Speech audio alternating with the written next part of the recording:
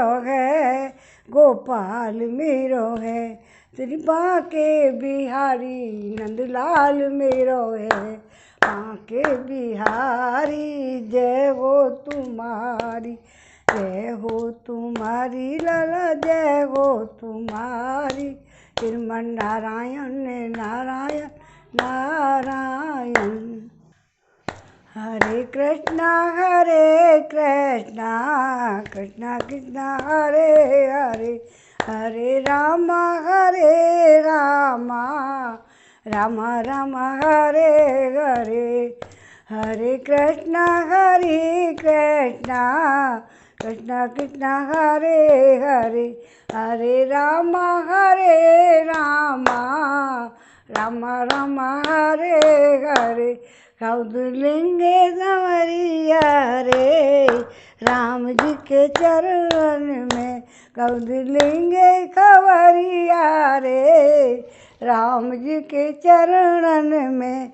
मन हो जा दीवाना रे, राम जी के चरणन में। हरे राम राम राम हरे हरे। अभी पिछले अध्याय में हमने वाल्मीकि बालकांड रामायण पूरी हुई है। अब हम आगे अयोध्या कांड पढ़ेंगे। अयोध्या कांड का प्रथम सर्ग इसमें है श्री राम सद्गुणों का वर्णन। राजा दशरथ का श्री राम को युवराज बनाए जाने का विचार, विभिन्न नरेशों और नगर एवं जनपद के लोगों को मंत्रणा के लिए अपने दरबार में बुलाना। जय श्री राम। पहले ये बताया जा चुका है, पिछले अध्याय में ये बताया जा चुका है, भरत अपने मामा के यहाँ जाते समय काम आदि शत्रुओं को सदा के लिए नष्ट कर देने वाले निष्पाप शत्रुघ्न को भी प्रेम बस अपने साथ लेते गए थे। वहाँ भाई सहित उनका बड़ा आदर और सत्कार हुआ और वे वहाँ सुखपूर्वक रहने लगे।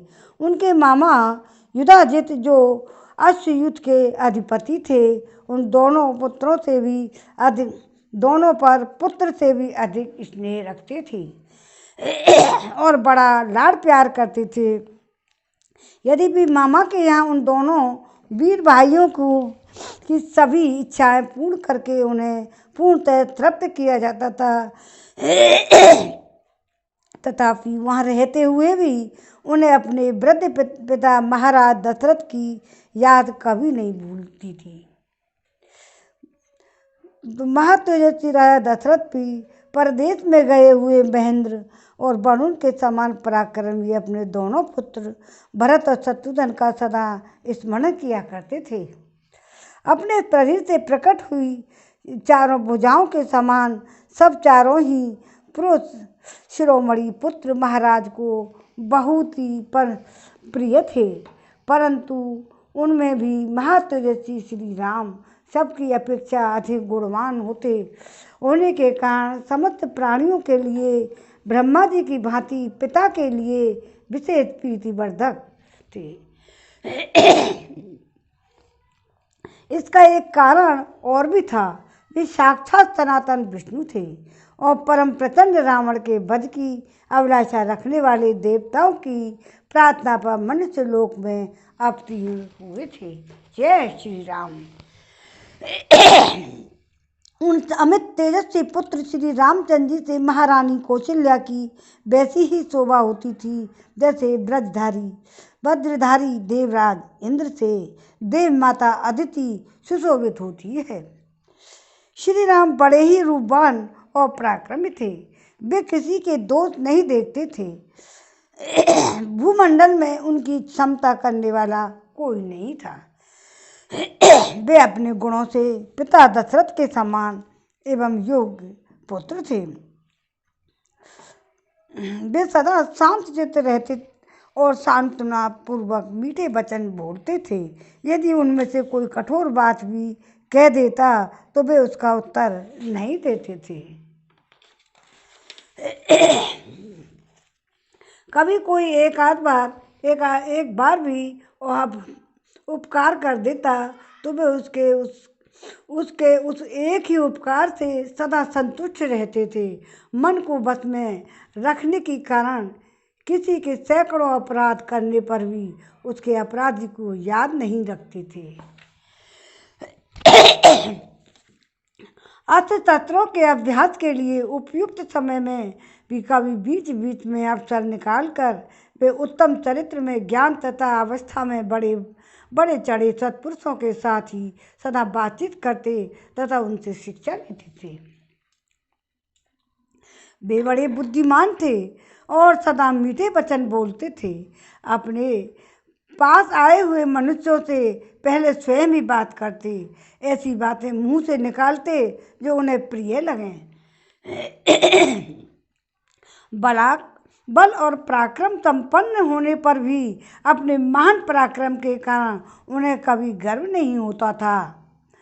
झूठी बात तो उन्हें उनके मुख से कभी निकलती ही नहीं थी। वे विद्वान थे, सदा वृद्ध पुरुषों का सम्मान किया करते थे। ऐसे थे हमारे रामचंद्र जी। प्रजा का श्री राम का प्रजा के प्रति बड़ा ही अनुराग था। वे परम दयालु, क्रोध को जीतने वाले और ब्राह्मणों के पुजारी थे। उनके मन में दीन दुखियों के प्रति बड़ी दया थी। वे धर्म के रहस्य को जानने वाले, इंद्रियों को सदा बस में रखने वाले और बाहर भीतर से परम पवित्र थे। अपने कुलोचित आचार, दया, उदारता, शरणागत रक्षक आदि में रक्षा में ही उनका मन लगता था। वे अपने क्षत्रिय धर्म को अधिक महत्व देते और मानते थे। वे उस क्षत्रिय धर्म के प्रतिपालन से महान स्वर्ग परम धाम की प्राप्ति मानते थे। अतः बड़ी प्रसन्नता के साथ उसमें संलग्न रहते थे। अमंगलकारी निषिद्ध कर्म में उनकी कभी प्रवृत्ति नहीं होती थी। शास्त्र विरुद्ध बातों को सुनने में उनकी रुचि नहीं थी। वे अपने न्याय युक्त पक्ष के समर्थन में बृहस्पति के समान एक से एक बढ़कर युक्तियां देते थे। उनका शरीर निरोग था और अवस्था तरुण। ये अच्छी बात वक्ता सुंदर शरीर से सुशोभित तथा देश काल के तत्व को समझने वाले, उन्हें देखकर ऐसा ज्ञान जान पड़ता था कि विधाता ने संसार में समस्त पुरुषों के सार तत्व की समझने वाले साधु पुरुष के रूप में एकमात्र श्री राम को ही प्रकट किया है। राजकुमार श्री राम श्रेष्ठ गुणों से युक्त थे। वे अपने सद्गुणों के कारण प्रजाजनों को बाहर विचरने वाले प्राणी की भांति प्रिय थे। भरत के बड़े भाई श्री राम संपूर्ण विद्याओं में व्रत में निष्णात तथा और 6 अंगों सहित संपूर्ण वेदों के यथार्थ ज्ञाता थे। बाण विद्या में तो वे अपने पिता से भी बढ़कर थे। वे कल्याण की जन्मभूमि, साधु, दैन्य रहित, सत्यवादी और सरल थे। धर्म और अर्थ के ज्ञाता वृद्ध ब्राह्मणों के द्वारा उन्हें उत्तम शिक्षा प्राप्त हुई थी। उन्हें धर्म, काम और अर्थ के तत्व का सम्यक ज्ञान था। वे स्मरण शक्ति से संपन्न प्रतिभाशाली थे। वे लोक व्यवहार के संपादन में समर्थ और समयोचित धर्माचरण में कुशल थे। अयोध्या कांड का पहला सर्ग चल रहा है, अच्छी तरह सुनिए। वे विनयशील, अपने आकार अभिप्राय को छिपाने वाले, मंत्र को गुप्त रखने वाले और उत्तम सहायकों से संपन्न थे। उनका क्रोध अथवा हर्ष निष्फल नहीं होता था। वे वस्तुओं के त्याग और संग्रह के अवसर को भलीभांति जानते थे। गुरुजनों के प्रति उनकी दृढ़ भक्ति थी। वे स्थित प्रज्ञ थे और असद वस्तुओं को कभी ग्रहण नहीं करते थे। उनके मुख से कभी दुर्वचन नहीं निकलता था। वे आलस्य रहित, प्रमाद शून्य तथा अपने और पराये मनुष्यों के दोषों को अच्छी प्रकार से जानने वाले थे। वे शास्त्रों के ज्ञाता, उपकारियों के प्रति कृतज्ञता, पुरुषों के तारतम्य को अथवा दूसरे पुरुषों को मनोभावों को जानने में कुशल थे।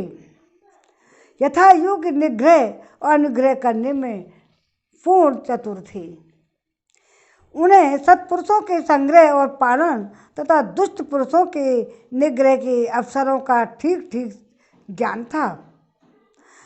धन की आय के उपायों को वे अच्छी तरह जानते थे, अर्थात फूलों को नष्ट न करके उनसे राम रस लेने वाले भ्रमरों की भांति वे प्रजाओं को कष्ट दिए बिना ही उनसे न्यायोचित धन का उपार्जन करने में वे कुशल थे तथा शास्त्र वर्णित व्यय कर्म का भी उन्हें ठीक ठीक से वह ज्ञान था।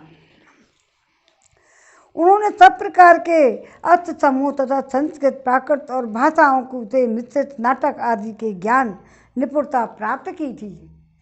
वे अर्थ और धर्म का संग्रह पालन करते हुए तदनुकूल काम का सेवन करते थे, कभी आलस्य के पास नहीं फटकते थे।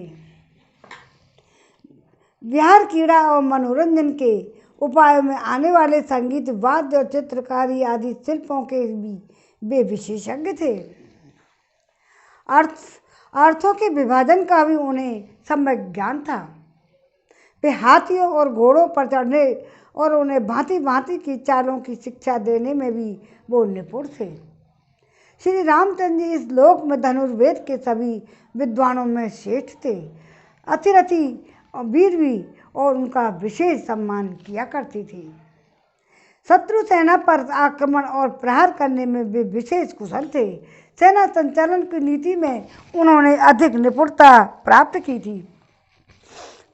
संग्राम में कुपित होकर आए हुए समस्त देवता और असुर भी उनको परास्त नहीं कर सकते थे।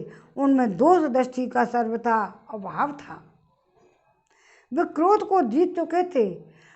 दर्प और ईर्ष्या का उनमें अत्यंत ही अभाव था। किसी भी प्राणी के मन में उनके प्रति अवहेलना का भाव नहीं था। वे काल के बस में होकर उसके पीछे पीछे चलने वाले नहीं थे, काल ही उनके पीछे चलता था। इस प्रकार उत्तम गुणों से युक्त होने के कारण राजकुमार श्री राम समस्त प्रजाओं तथा तीनों लोकों के प्राणियों के लिए वे आदरणीय थे। मर्यादा पुरुषोत्तम राम वे अपने क्षमा संबंधी गुणों के द्वारा पृथ्वी की समानता करते थे। बुद्धि में बृहस्पति, बल पराक्रम में यश, सतीपति और इंद्र के तुल्य थे। साथ में उनका व्यय विधान इस प्रकार देखा जाता है कि कच्छदायस्य चौथे में कि नारद जी कहते हैं, युधिष्ठिर, क्या तुम्हारी आय के 1/4 आधे अथवा 3/4 भाग से तुम्हारा सारा खर्च चल जाता है? नीचे लिखी 5 वस्तुओं के लिए अर्थ का विभाजन करने वाला मनुष्य इहलोक और परलोक में भी सुखी होता है। वे वस्तुएं धर्म, यश, अर्थ, आत्मा और सज्जन। धर्मा यश से कामयाय स्वजनाय पश्चात विभिन्न मित्व है मोदिते। ये 88, 19, 33 के अध्याय में श्रीमद् भागवत के अर्थ हैं।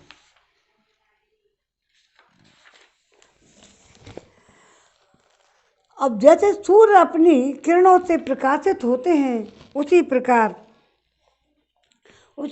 श्री रामचंद्र जी समस्त प्रजाओं के प्रिय लगने वाले तथा पिता की प्रीति बढ़ाने वाले सद्गुणों से सुशोभित होते थे। ऐसे सदाचार संपन्न, अजय, पराक्रमी और लोकपालों के समान तेजस्वी श्री रामचंद्र जी को पृथ्वी भूदेवी भूमंडल की प्रजा ने अपना स्वामी बनाने की कामना की। अपने पुत्र श्री राम को अनेक अनुपम गुणों से युक्त देखकर शत्रुओं को संताप देने वाले राजा दशरथ ने मन ही मन कुछ विचार करना आरंभ किया। उन चिरंजीव बूढ़े महाराज दशरथ के हृदय में यह चिंता हुई कि किस प्रकार मेरे जीते जी श्री रामचंद्र जी राजा हो जाएं, उनके राजाभिषेक से प्राप्त होने वाली वह प्रसन्नता मुझे कैसे सुलभ हो। उनके हृदय में यह उत्तम अभिलाषा बारंबार चक्कर लगाने लगी, कब मैं अपने प्रिय पुत्र श्री राम को राज्याभिषेक देखूंगा। वे सोचने लगे, श्री राम सब लोगों के अभ्युदय की कामना करते और संपूर्ण जीवों पर दया रखते हैं। वे लोक में वर्षा करने वाले मेघ की भांति मुझसे भी बढ़कर प्रिय हो गए हैं। श्री राम बल पराक्रम में यम और इंद्र के समान, बुद्धि में बृहस्पति के समान, धैर्य में पर्वत के समान, गुणों में तो वे मुझसे सर्वथा बढ़े चढ़े हैं। मैं इसी उम्र में अपने बेटे श्री राम को इस सारी पृथ्वी का राज करते देख यथा समय सुख से स्वर्ग को प्राप्त करूं, यही मेरी जीवन की साथ है। इस प्रकार विचार कर अपने पुत्र श्री राम को उन नाना प्रकार के विलक्षण सज्जनोचित श्री राम को उन लोकोत्तर गुणों से जो अन्य राजाओं में दुर्लभ हैं विभूषित देख राजा दशरथ के मंत्रियों के साथ सलाह करके उन्हें युवराज बनाने का निश्चय कर लिया। बुद्धिमान महाराज दशरथ ने मंत्री को स्वर्ग, अंतरिक्ष तथा भूतल में दृष्टिगोचर होने वाले उत्पातों का घोर भय सूचित किया और उनसे शरीर की वृद्धावस्था के आगमन की भी बात बताई। पूर्ण चंद्रमा के समान मनोहर मुख वाले महात्मा श्री राम समस्त प्रजा के प्रिय थे। इस लोक में सर्वप्रिय होना राजा के अपने आंतरिक शोक को दूर करने वाला था। इस बात को राजा ने अच्छी तरह समझा। तदंतर उपयुक्त समय आने पर धर्मात्मा राजा दशरथ ने अपने और प्रजा के कल्याण के लिए मंत्रियों की श्री राम के राज्याभिषेक के लिए शीघ्र तैयारी करने की आज्ञा दी। इस उतावली में उनके हृदय का प्रेम और प्रजा का अनुराग भी कारण था। उन भूपालों ने भिन्न भिन्न नगरों में निवास करने वाले प्रधान पुरुषों तथा अन्य जनपदों के सामंत राजाओं को भी मंत्रियों द्वारा अयोध्या में बुलवा लिया गया। उन सबको ठहरने के लिए घर देकर और नाना प्रकार के आभूषणों द्वारा उनका यथायोग्य सत्कार किया। तत्पश्चात स्वयं भी अलंकृत होकर दशरथ उन सबसे उसी प्रकार मिले जैसे प्रजापति ब्रह्मा प्रजा वर्ग से मिलते हैं। जल्दबाजी के कारण राजा दशरथ ने कई नरेश को तथा मिथिलापति जनक को भी नहीं बुलाया। उन्होंने सोचा वे दोनों संबंधी इस प्रिय समाचार को पीछे सुन लेंगे।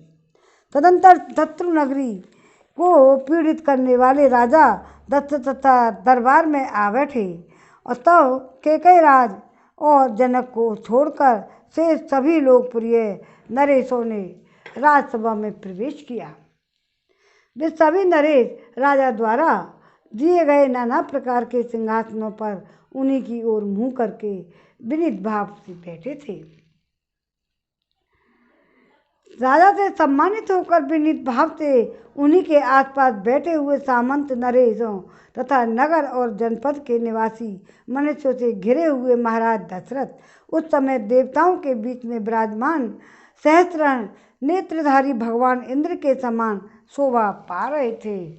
और इस वाल्मीकि निर्मित रामायण का आदि काव्य का अयोध्या कांड में पहला सर्ग पूरा हुआ। अब हम दूसरा सर्ग पढ़ेंगे। सुनो, इसमें है राजा दशरथ द्वारा श्री राम के राज्याभिषेक का प्रस्ताव तथा सभासदों द्वारा श्री राम के गुणों का वर्णन करते हुए उक्त प्रस्ताव का सहज युक्ति युक्त समर्थन करना। हरे राम राम राम हरे हरे, हरे कृष्ण कृष्णा कृष्णा हरे हरे कब लेंगे खबरिया रे। राम जी के चरणों में मन हो जा दीवाना रे। राम जी के चरणन में मन हो जा दीवाना रे। राम जी के चरणों में हरे रामा रामा रामा हरे हरे। राजा दशरथ द्वारा श्री राम के राजाभिषेक का प्रस्ताव सभासदों और श्री राम के गुणों का वर्णन करते हुए उक्त प्रस्ताव का सहज युक्त समर्थन करना। अभी हमारी तस्वीर गिर गई थी। अब ये समझो राम का राज्याभिषेक होने के बजाय उनको वनवास मिलेगा, इसीलिए अपने आप ही तस्वीर श्री रामचंद्र राम लक्ष्मण सीता की तस्वीर नीचे गिर गई। अब हमने उठा के रख दी है। सुनो, उस समय राजसभा में बैठे हुए सब लोगों को सम्मुख करके महाराज दशरथ ने मेघ के समान शब्द करते हुए दुंदुभियों के ध्वनि के सदृश अत्यंत गंभीर एवं गूंजते हुए उच्च स्वर से सबको आनंद को बढ़ाने वाला यह हितकारक बात कही। राजा दशरथ का स्वर राजोचित स्निग्धता और गंभीरता आदि गुणों से युक्त था, अत्यंत कमनीय और अनुपम था। वे उस अद्भुत रस में स्वर में समस्त नरेशों को संबोधित करके बोले, हे सज्जनों, आप लोगों को यह तो विदित ही है कि मेरे पूर्वज राजाधिराजों ने इस श्रेष्ठ राज्य का, यहाँ की प्रजा का किस प्रकार पुत्र की भांति पालन किया था। समस्त इक्ष्वाकुवंशी नरेशों ने जिसका प्रतिपालन किया है, उसको भोगने के योग्य संपूर्ण जगत को अब मैं भी कल्याण का भागी बनाना चाहता हूँ। मेरे पूर्वज जिस प्रकार जिस मार्ग पर चलते आए हैं, उसी का अनुसरण करते हुए मैंने भी सदा जागरूक रहकर समस्त प्रजाजनों की यथाशक्ति रक्षा की है। समस्त संसार का हित साधन करते हुए मैंने इस शरीर को श्वेत राज छत्र की छाया में बूढ़ा किया है। अनेक सहस्त्र 60,000 वर्षों की आयु पाकर जीवित रहते हुए अपने जरा जीर्ण शरीर को अब मैं विश्राम देना चाहता हूँ। जगत के धर्मपूर्वक संरक्षण का भार राजाओं के शौर्य आदि प्रभावों से ही उठाना संभव है। अजितेंद्रिय पुरुषों के लिए इस बोझ को ढोना अत्यंत कठिन है। मैं दीर्घ काल में इस भारी भार को वहन करते करते थक गया हूँ, इसलिए यहाँ पास बैठे हुए इन सब संपूर्ण श्रेष्ठ द्विजों को अनुमति लेकर प्रजाजन के हित में कार्य अपने पुत्र श्री राम को नियुक्त करके अब मैं राजकार्य से विश्राम लेना चाहता हूँ। मेरे पुत्र श्री राम मेरी अपेक्षा सभी गुणों में श्रेष्ठ हैं। शत्रुओं की नगरी में विजय प्राप्त पाने वाले श्री रामचंद्र जी बल पराक्रम में देवराज इंद्र के समान हैं।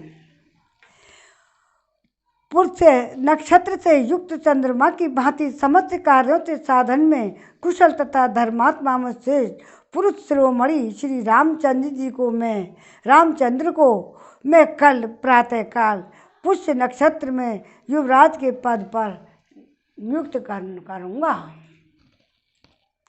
लक्ष्मण के बड़े भाई श्री राम आप लोगों के लिए योग्य स्वामी सिद्ध होंगे। उनके जैसे स्वामी से संपूर्ण त्रिलोकी भी सनात हो जाएगी। हे श्री राम कल्याण स्वरूप हैं, ये इनका शीघ्र ही अभिषेक करके मैं इस भूमंडल को तत्काल कल्याण का भागी बनाऊंगा। अपने पुत्र श्री राम पर राज्य का भार रखकर मैं सर्वथा कलेश रहित निश्चिंत हो जाऊंगा। यदि मेरा यह प्रस्ताव आप लोगों को अनुकूल जान पड़े और यदि मैंने ये अच्छी बात सोची हो तो आप लोग इसके लिए मुझे सहज अनुमति दें अथवा यह बतावें कि मैं किस प्रकार से कार्य करूं। यद्यपि यह श्री राम के राज्याभिषेक का विचार मेरे लिए अधिक प्रसन्नता का विषय है, तथापि यदि इसके अतिरिक्त भी कोई सबके लिए हितकर बात हो तो आप लोग इसे सोचें, क्योंकि मध्यस्थ पुरुषों का विचार एक पक्षीय पुरुष की अपेक्षा विलक्षण होता है। कारण है कि वह पूर्व पक्ष और अपर पक्ष को लक्ष्य करके किया गया होने के कारण अधिक अभ्युदय करने वाला होता है। राजा दशरथ जब ऐसी बात कह रहे थे, उस समय वहाँ उपस्थित नरेशों ने अत्यंत प्रसन्न होकर उन महाराज का उसी प्रकार अभिनंदन किया जैसे मोर मधुर के कराव फैलाते हुए वर्षा करने वाले महामेघ का अभिनंदन करते हैं। तत्पश्चात समस्त जन समुदाय की स्नेहमयी हर्षध्वनि सुनाई पड़ी। वह इतनी प्रबल थी कि समस्त पृथ्वी को कपाती हुई सी जान पड़ी। धर्म और अर्थ के ज्ञाता महाराज दशरथ के अभिप्राय को पूर्ण रूप से जानकर संपूर्ण ब्राह्मण और सेनापति नगर और जनपद के प्रधान व्यक्तियों के साथ मिलकर परस्पर सलाह करने के लिए बैठे और मन से सब कुछ समझकर जब वे एक निश्चय पर पहुंच गए, तब बूढ़े राजा दशरथ से इस प्रकार बोले, हे पृथ्वीनाथ, आपकी अवस्था कई हजार वर्षों की हो गई है। आप बूढ़े हो गए हैं, अतः पृथ्वी के पालन में समर्थ अपने पुत्र श्री राम का अवश्य ही युवराज पद पर अभिषेक कीजिए। रघुकुल के वीर महाबलवान महाबाहु श्री राम महान गजराज पर बैठकर यात्रा करते हों और उनके ऊपर श्वेत छत्र तना हुआ हो, इस रूप में हम उनकी झांकी करना चाहते हैं। उनकी यह बात राजा दशरथ के मन को प्रिय लगने वाली थी। इसे सुनकर राजा दशरथ अनजान से बनकर सबके मनोभावों को जानने की इच्छा से इस प्रकार बोले, राजागण, मेरी यह बात सुनकर जो आप लोगों को श्री राम को राजा बनाने की इच्छा प्रकट की है, इसमें मुझे कोई संशय हो रहा है, जिसे आपके समक्ष उपस्थित करता हूँ। आप इसे सुनकर इसका यथार्थ उत्तर दें। मैं धर्मपूर्वक इस पृथ्वी का निरंतर पालन कर रहा हूँ, फिर मेरे रहते हुए आप लोग महाबली श्री राम को युवराज के रूप में क्यों देखना चाहते हैं? यह सुनकर महात्मा नरेश नगर और जनपद के लोगों के साथ राजा दशरथ से इस प्रकार बोले, महाराज, आपके पुत्र श्री राम में बहुत से कल्याणकारी सद्गुण हैं। वे देवताओं के तुल्य बुद्धिमान और गुणवान श्री रामचंद्र जी के सारे गुण सबको प्रिय लगने वाले और आनंददायक हैं। उन्हें अब आनंददायक है। हम उस समय उनका यथ किंचित वर्णन कर रहे हैं, आप उन्हें सुनिए। हे प्रजानाथ, सत्य पराक्रमी श्री राम देवराज इंद्र से समान दिव्य गुणों से संपन्न हैं। इक्ष्वाकु कुल में भी वे सबसे श्रेष्ठ हैं। श्री राम संसार में सत्यवादी और सत्यपरायण और सत्पुरुष हैं। साक्षात श्री राम ने ही अर्थ के साथ धर्म की को भी प्रतिष्ठित किया है। ये प्रजा को सुख देने में चंद्रमा की और क्षमा रूपी गुणों में पृथ्वी की समानता करते हैं। बुद्धि में बृहस्पति, बल पराक्रम में साक्षात शशिपति इंद्र के समान हैं। श्री राम धर्मज्ञ, सत्य प्रतिज्ञ, शीलवान, अदोषदर्शी, शांत, दीन दुखियों की सांत्वना का प्रदान करने वाले, मृदुभाषी, कृतज्ञ, जितेंद्रिय, कोमल स्वभाव वाले, स्थिर बुद्धि, सदा कल्याणकारी, असूया रहित, समस्त प्राणियों के प्रति प्रिय वचन बोलने वाले और वे सत्यवादी हैं। वे बहुत श्रुत विद्वानों और बड़े बूढ़ों तथा ब्राह्मणों के उपासक हैं, सदा ही उनका संग किया करते हैं। इसलिए जगत में श्री रामचंद्र जी की अनुपम कीर्ति, यश और तेज का विस्तार हो रहा है। देवता, असुर और मनुष्यों को संपूर्ण अस्त्रों का उन्हें विशेष रूप से ज्ञान है। वे सांग वेदों के यथार्थ विद्वान, संपूर्ण विद्याओं में भली भांति निष्णात हैं। भरत के बड़े भाई श्री राम गांधर्व वेद, संगीत शास्त्र में और इस प्रकार भूतल पर सबके श्रेष्ठ है, सबसे श्रेष्ठ है। कल्याण की तो वे जन्मभूमि हैं। उनका स्वभाव साधु पुरुषों के समान है, हृदय उदार और बुद्धि में विशाल हैं। धर्म और अर्थ के प्रतिपादन में कुशल श्रेष्ठ ब्राह्मणों ने उन्हें उत्तम शिक्षा दी है। वे ग्राम अथवा नगर की रक्षा के लिए लक्ष्मण के साथ जब संग्राम भूमि में जाते हैं, उस समय वहां जाकर विजय प्राप्त किए बिना पीछे नहीं लौटते। संग्राम भूमि से हाथी अथवा रथ के द्वारा पुनः अयोध्या लौटने पर वे पूर्ववासियों से स्वजनों की भांति प्रतिदिन उनके पुत्रों और अग्निहोत्र की अग्नियों से स्त्रियों से में सेवकों और शिष्यों को कुशल समाचार पूछते रहते हैं।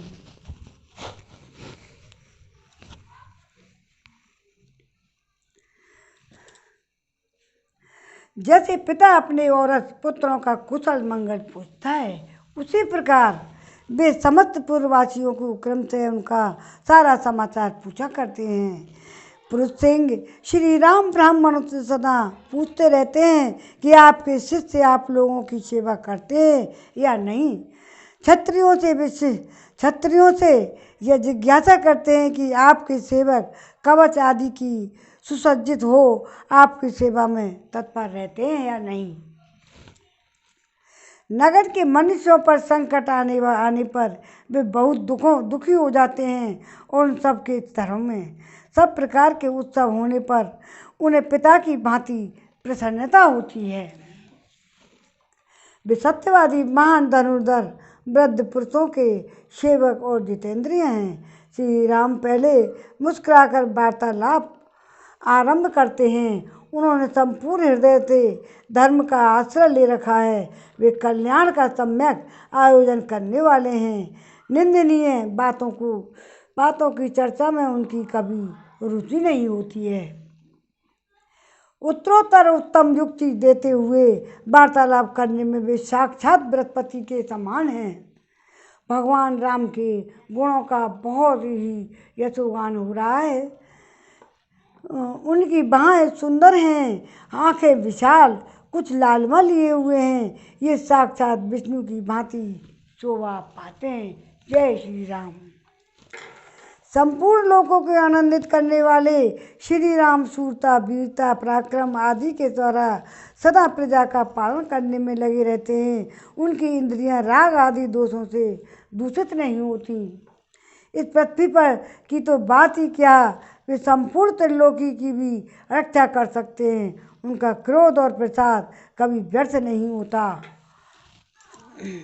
वे शास्त्र के अनुसार प्राणदंड पाने के अधिकारी हैं। उनका ये जो शास्त्र के अनुसार प्राणदंड पाने के अधिकारी उनका ये नियम पूर्वक वध कर डालते हैं तथा जो शास्त्र दृष्टि से अवैध हैं उन पर वे कदापि कुपित नहीं होते। जिस पर वे संतुष्ट होते हैं उसे हर्ष से भरकर धन से परिपूर्ण कर देते हैं।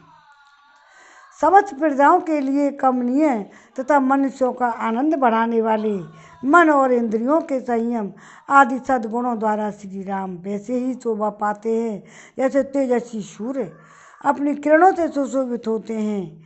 ऐसे सर्वगुण संपन्न लोकपालों के समान प्रभावशाली एवं सत्य पराक्रमी श्री राम को इस पृथ्वी का जनता अपना स्वामी बनाना चाहती है।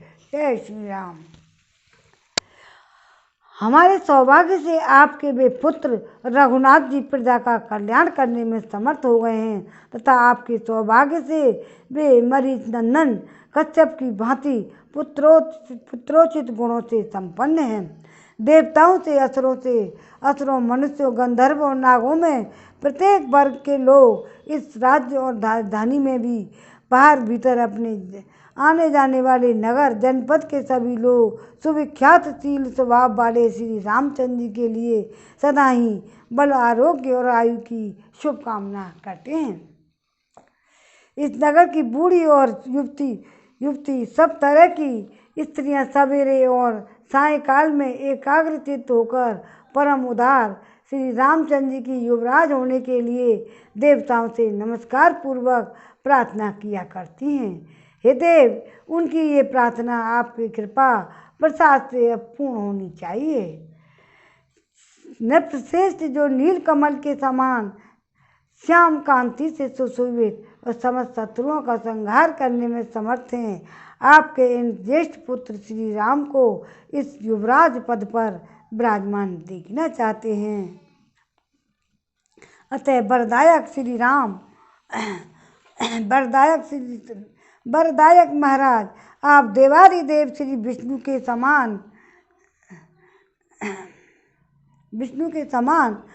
समान पराक्रमी संपूर्ण लोकों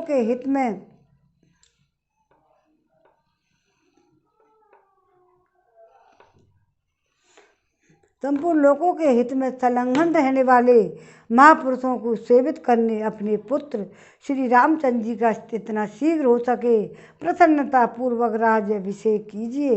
इसी में हम लोगों का हित है। श्रीमन नारायण नारायण नारायण, भजमन नारायण नारायण नारायण, गोविंद मेरो है गोपाल मेरो है, श्री बांके बिहारी नंदलाल मेरो है, बांके बिहारी जय हो तुम्हारी, जय हो तुम्हारी लाला जय हो तुम्हारी। हरे राम राम राम हरे हरे, हरे कृष्णा कृष्णा कृष्णा हरे हरे। आरती श्री रामायण जी की, कीरत कलित ललित सियपी की। आरती श्री रामायण जी की, कीरत कलित ललित सियपी की। गावत ब्रह्मादिक मुनि नारद, वाल्मीकि विज्ञान विशारद।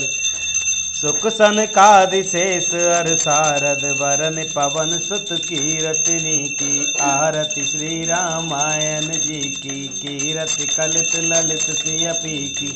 संतन गावत शंभु भवानी, असुघट संभव मुनि विज्ञानी। व्यास आदि कवि पुंज बखानी, काग भुजंड गरुण के ही की। आरती श्री रामायण जी की। चारों वेद पुराण अष्टदश छहोड़ शास्त्र, सब ग्रंथन को रस। तन मन धन संतन को सर्वस सारा, अंश समत सब ही की। आरती श्री रामायण जी की। कलिमल हरिन विषय रस पी की, सुभग सिंगार मुक्ति जुवती की। हरिन रोग भव भूरि अमी की, तात मात सब विधि तुलसी की। आरती श्री रामायण जी की, कीरत कलित ललित सियपी की। बोल सियापति रामचंद्र की जय। जय।